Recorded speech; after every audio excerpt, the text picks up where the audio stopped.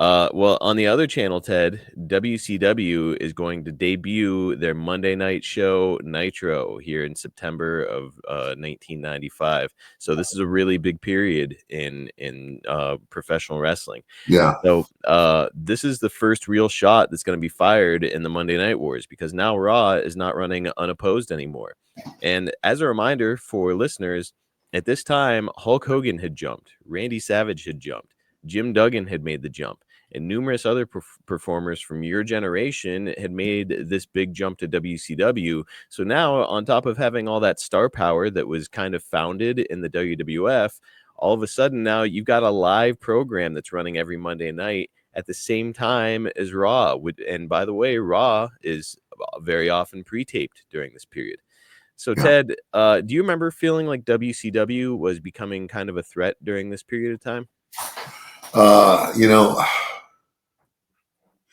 I didn't know. I mean, I've always said competition's great for business. Yeah.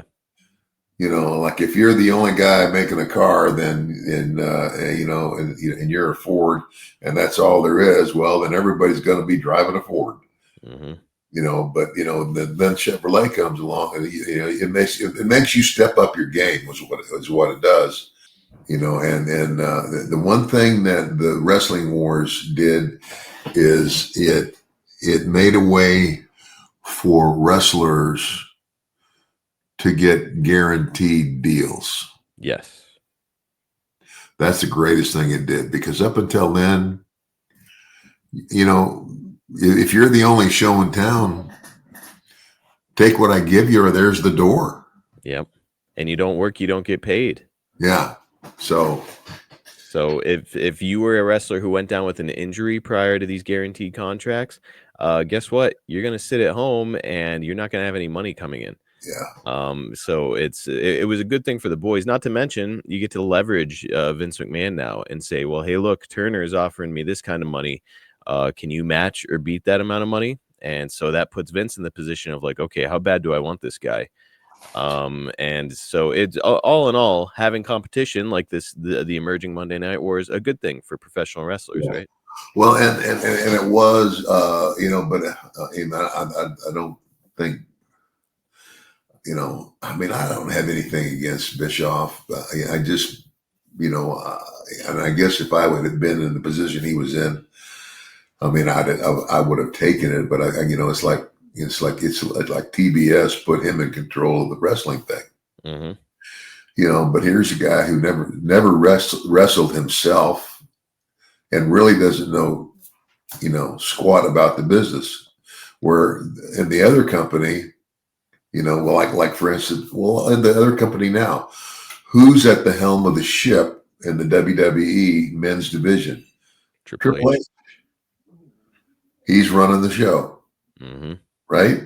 He's calling the shots, and he has every right to, because he's been there and done that.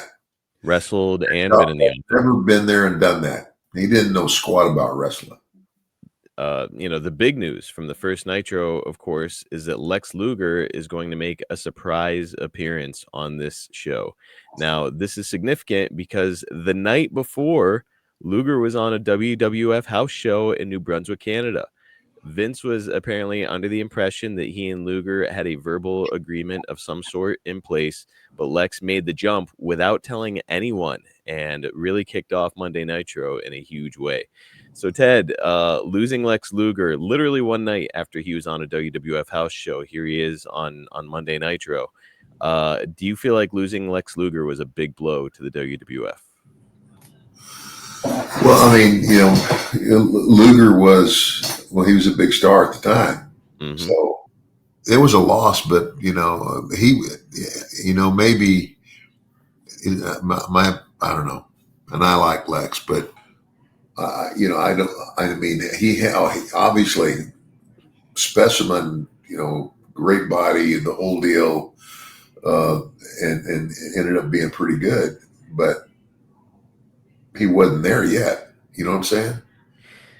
Yes, and we discussed it here on the show. I think it was last year where Vince was interested in having Lex be his flag bearer. However, he gave it a try at a house show where he had Lex come out, or maybe it was a TV taping and this never made air. It was something like that where Lex came out with the WWF title because Vince wanted to see how the fans would react to him with the belt.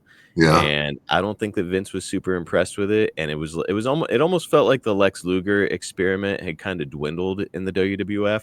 yeah, However, like when this guy is just showing up on the competitor's program out of nowhere, that still has to Vince be like, oh shit, you know. yeah, yeah. Um, so Ted, I know that the wrestling business is a business where it's every man for himself, right? That being said, working a house show one night for the WWF and then jumping to a huge debut TV show for the competition the next night is pretty wild for Lex Luger to be doing here. How do you feel about that move from Lex Luger? Do you feel like that's the right or wrong way to do business? Well, I would say it's the wrong way to do business. Like, 'cause he had been, Vince had treated him good. One of his top guys, right? Mm-hmm. Taking care of him, and then you just disappear. You show up on the competition's team the next day. Uh, you know, I, that would be a good question for me. The next time I see Lex, I'm going to ask him that. Yeah. And I'm going to say, based on where you are today, and here Lex is another guy like myself who is a very strong Christian now. Mm-hmm. And I would just put it to him that way, knowing what you know now about everything. I won't mention your faith, but uh, if you had that to do over again, would you do it the same way? It'd be an interesting question to ask him. Huh? That would be an interesting question to Yeah, ask him it because would. It really would. I think on one side, maybe he regrets the way that he conducted business with Vince. I could definitely see that. On the other side, he probably made a lot of money, in the long term with WCW, making the jump and was able to take care of himself and his loved ones better as a result of it. So it's little column A, little column B. I'm not sure how he would answer that. Yeah, yeah. And of course, I wasn't there. I don't know what else was going on in Lex's life, Mhm. but that's a good question, because, and again, business is business. Obviously, if somebody presented me with an opportunity um, to go somewhere other than where I'm at and make a whole lot more money, you know, um, I would have to do it. But I sincerely, I just don't think that I would, having been treated so well by the WWE, just leave without giving anybody notice. Right. That I don't agree with, you know. I'm with you. I'm with you. Now, the other thing that we hear from the boys from back in those days, guys like Hall, Nash, a lot of the people that would end up making the jump, was that one of the things that really appealed to them about going to WCW, not only a huge increase in pay, of course that's a huge incentive, but they were also saying that road schedule in the WWF was absolutely brutal. And here they're getting the opportunity to not go to house shows but only to go to TV, maybe something like once, maybe twice a week. And they're like, yeah, I only have to work twice a week. I don't have to beat up my body. I don't have to make the towns. Yeah, So you can kind of see the perspective of these guys. But yeah, to your point, I don't know about just leaving without telling anybody. yeah. So and I forgot that because WCW was just a TV show, Yeah. and it's the only show you had to do every week. I think some people did house shows, but I know that some people had it in their contract that they didn't have to do it. Yeah, So there's an argument to be made. I can certainly see yeah, both yeah. sides of it. Well, I Well, know, I know this. I had a, I did make the switch. Okay, mhm. it's the first time I had what I would say was a even-sided contract. You know what I'm saying? Where it's And I that's a mean, great way to put it. it was laid out okay, and I had a 3-year contract. Whether I'm there or not, I get paid, Yep. right? And and I get so much the first year, so much more the second year, and so much more the third year.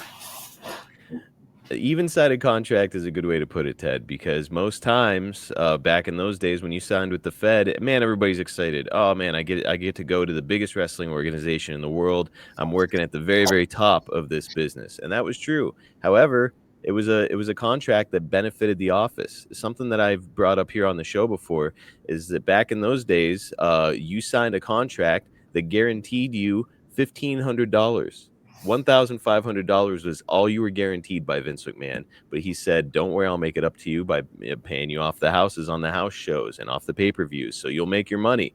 But you were at Vince McMahon's mercy. If he decided to starve you out for the duration Yeah, of your yeah, contract, he could do it.